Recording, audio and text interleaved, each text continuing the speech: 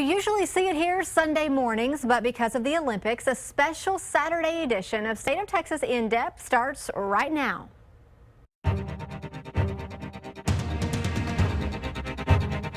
Hello and thank you for joining us for State of Texas. I'm Josh Hinkle. We're less than 90 days away from the presidential election, and this week the race came to Texas. Hillary Clinton's running mate Tim Kaine campaigned Tuesday in Austin. He thanked Democratic volunteers in East Austin and made a few campaign phone calls. Later he stopped by a Mexican restaurant. Kaine switched between Spanish and English while speaking with workers and customers. He's trying to win support, even though polls show Texas will likely go to the GOP in November. This has been a season of surprises, so we might see some polls we like now, but there's no guarantee that'll be the case next week. There's no guarantee that'll be the case after Labor Day. We have to assume this thing is tough. It's been 40 years since a Democratic presidential candidate won Texas. That was Jimmy Carter back in 1976. It's been just a month since a gunman killed 5 police officers in Dallas. Next session, lawmakers could help families of fallen first responders. Lieutenant Governor Dan Patrick announced he wants to exempt those spouses from all property taxes. Even if a home is paid for either by a foundation or help through the state or through a private individual, quite frankly, the spouse of a fallen officer or fireman or other first responder may not be able to afford the property taxes to even stay in the house. The property tax exemption would match policies for spouses of those killed serving in the military. Patrick said he will push that legislation next session. He also urged more funding for heavy-duty ballistic vests that could stop rifle rounds. Looking ahead this week, your power bill and your child's education will be the talk at the Capitol.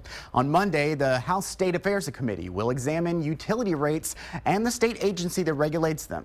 Then on Tuesday, the Senate Education Committee will look at pre-K across the state. Lawmakers will also discuss ways to measure teacher performance. In Washington, the House Ethics Committee announced this week it would continue the inquiry into Representative Roger Williams. This all has to do with an amendment Williams proposed back in November. It would exempt some small car rental businesses from new regulations involving recalled cars. The thing is, Williams owns a car dealership that offers loaner cars, so the amendment, according to the federal agency, could have benefited Williams personally. Williams denied the claim, saying nothing was unethical about the amendment. In fact, he pointed out loaner cars make up just 0.03% of the dealership's annual revenue. So far this year, the House Ethics Committee announced inquiries into 7 members. It's scary. You know, if you're in a rural area and isolated from development, you know, it's a different situation. But if you're in areas of growth or areas of growth upstream of your well, it can be pretty scary. Deadly contaminants in your water. They're potential problems for some specific Texans. Why the state does not require them to test what they're drinking first. Next on State of Texas.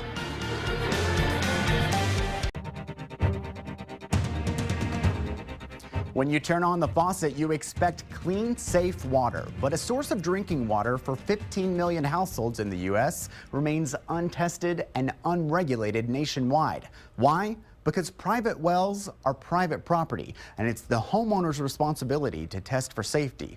Groundwater can contain potentially deadly contaminants. Now, KXAN investigator Kevin Schwaller discovered the state is struggling to educate well owners about the need for testing. Water's pumped up out of here. Michael O'Shields works to protect this water. He's the director of facilities at the Marbridge Foundation in rural Travis County. The mission here, help people with special needs work toward independence. O'Shields' part is making sure these pipes give the campus clean drinking water. If we don't have clean groundwater, we'll have to have it shipped in, bought it, would cause total havoc for us. State rules help protect the water here. Because hundreds of people drink this water, the state licenses O'Shields and mandates testing. In 2014, a letter had O'Shields and Marbridge keeping particularly close watch of its precious resource. State regulators warned tests at a well near this gas station across the street from Marbridge had gasoline contamination.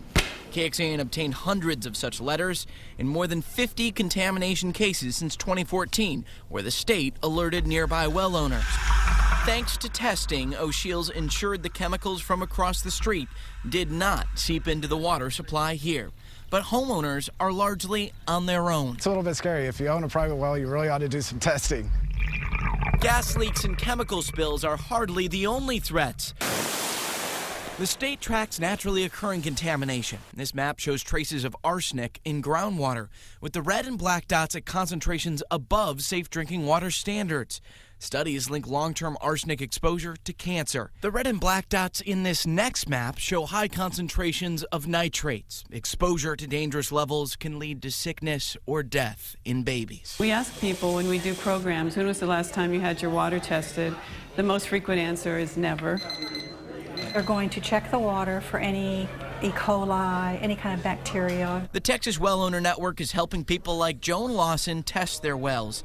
This gathering at the Barton Springs Edwards Aquifer Conservation District offered basic analysis for private well owners. My husband said you must have the well water checked because even though you say it tastes good, you never know what could be in there. The instances of really serious things are fairly rare. On occasion, somebody might think they see a sheen in their water, like an oil sheen. There might be some sort of petroleum contamination. To help well owners, the state is focusing on education through programs like this. The state is also working to combat man-made issues such as gas leaks. Over the last few years, Texas has seen a sharp drop in contamination cases, going from nearly 1,400 new cases in the late 90s to less than 300 in 2014. The head of the Texas Groundwater Protection Committee credits the change in part to lawmakers and the Environmental Protection Agency taking on the issue of leaky gas tanks. Set up funds that would provide for the cleanup and the replacement of tanks, and enacted legislation that included monitoring systems that we didn't have before to determine when a tank was leaking. Early warning that can help give well owners the same notice O'Sheill's got. But as he knows, testing is about more than clean water. It's about the safety of the people who drink it. It's a really wonderful place and very beneficial. It's one of the most rewarding things I've ever done. That was Kevin Schwaller reporting. If you're wondering, have any wells around me been contaminated? Well, online right now we have an interactive map plotting all of the notices that have gone out to well owners for that very thing across the entire state for the last 2 years. Just search for this story on the homepage of KXAN.com. Coming up, how you can easily test your water, maybe at no cost. Plus, the investigators behind our story take us inside their digging. Next on State of Texas.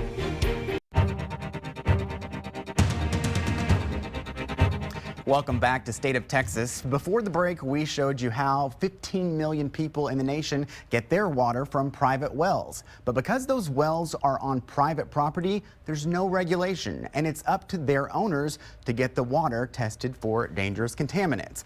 As part of an in-depth report I worked on with these two guys, investigators Kevin Schwaller and David Barrere. Thanks for being with me. I appreciate it. Thanks for having us. Thank you. So we were just talking about, how many people use these private wells, and they're not regulated. They're not regulated anywhere in the nation, and here in Texas it doesn't look like that's going to happen either. I know you talked to the people from the Groundwater Protection Committee. What did they tell you about that? Right, well, there's no state regulation of private water wells, and it doesn't appear that people that have private wells really want regulation. It's their property, and so the way that it works is that they're in charge of making sure that their water is safe to drink.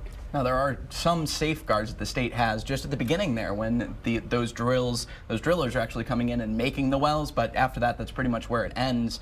And that's kind of what we looked at in our story, is what could get into these wells. Now, I know that you talked a little bit about the gas station that was kind of the focal point of the guy from the Marbridge Foundation.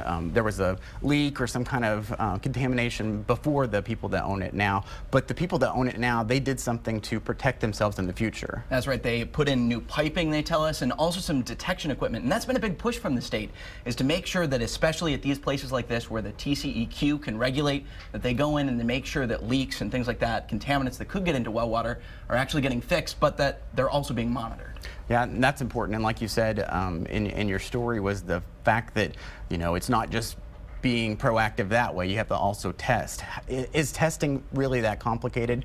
I know we went to one of those testing centers and everything, but that seemed like it only happens every now and then. How easy is it for water well owners to get their water tested? It's not that hard. We have some resources online that we put in our story that can kind of guide people in our area. The state has resources. You can check on those online, and your local groundwater conservation district can also help you out. If you can just look up where you live and call them, and they can, reach out to you as well. And those tests can actually be relatively inexpensive, $10 to $20, sometimes up to $50. But in the case we looked at this conservation district, they were offering them for free. The district was covering the cost. And it's easy. You can go and get the kit and do it yourself and bring it back and they'll test it. Exactly right. Yep. But if they find worse stuff in your water than maybe bacteria or something, you can go and get further testing done.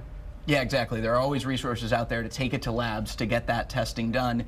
And that's actually what we found too, is some of the reservations sometimes with people with getting testing is, they don't want to know what's in their water, so then they're not responsible for having to pay for that fix, because sometimes it can be expensive, especially if there's a problem with how that well is holding up. It can be pretty costly to get that fixed to make sure the water's safe. I don't want to know. I just want to protect my health, right? Yeah, I would hope so. Yeah. Thank you guys for being with us. I appreciate it. Good story. Thank you. All right, coming up, big business polluting your Central Texas waterways over and over. KXAN investigates these repeat offenders and why the state's only giving them a slap on the wrist. Next on State of Texas.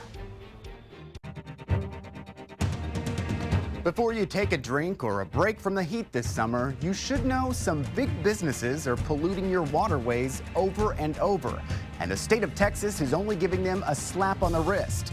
Our investigative team took a close look at numbers from the Texas Commission on Environmental Quality from the past 5 years. In that time, the agency has found more than 9,000 environmental violations from companies, doling out about $86 million in fines. But the agency reduced that amount to $74 million if the companies cleaned up their messes. Now, KXAN investigator Robert Maxwell reveals some of those companies turn right around and make another mess, and some of them are right here in Central Texas. For many, the chain of lakes in the hill country is a summertime playground. Just getting ready to have a couple of steaks and some grilled potatoes. For Joe Lida, it's home. Lake LBJ, it's beautiful. It's a beautiful lake. I like to keep it that way. Part of keeping the lake clean is treating wastewater lakeside homeowners create. The firm that does that here is Aqua Texas. Here on the east side of Lake LBJ, Aqua runs this small wastewater treatment plant. It's all but hidden from view, but if you listen carefully, you can hear the hum and also catch a whiff of the smell on occasion. KXAN discovered Aqua received more than 30 violations at its various plants around Texas in the last 5 years. At the Granite Shoals plant on Lake LBJ, on multiple occasions, environmental inspectors found treated water still contained impurities. The violations were all considered minor, though Aqua faced thousands of dollars in fines. And each time, state records show the fine dropped dramatically, as long as Aqua fixed the problem quickly, which it did. After we showed him the company's compliance history, Joe Lida says that's not fair. And I think the state of Texas needs to act. The state has a responsibility and obligation. It's a practice the Texas Commission on Environmental Quality says it offers to speed up a settlement and avoid expensive court hearings. The agency's enforcement director, Brian Sinclair, says without that option, getting companies on board can be challenging. Some of the small systems where you know that they don't have the resources to come into compliance, and trying to figure out how to do the balancing act of what's the appropriate amount of enforcement. Year after year, they're being fined for the similar offense at the same facility. Sounds to me they're not getting the message. Is the enforcement working? I believe that it's working. It's not working as fast as it needs to in some instances. Critics like State Representative Eddie Rodriguez call that culture too business friendly. The penalty has to scare, these actors into shape. That's what they're there for. The Austin area Democrat is vice chair of the House Committee on Environmental Regulation. I think bringing this to my attention certainly is going to cause me to revisit some legislation that I've done before and see about tightening up the rules at TCEQ for next session. And I think, the public health is what's most important. Kids swim in that water, there's boating in that water, there's fishing that comes out of that water, so, something should be done.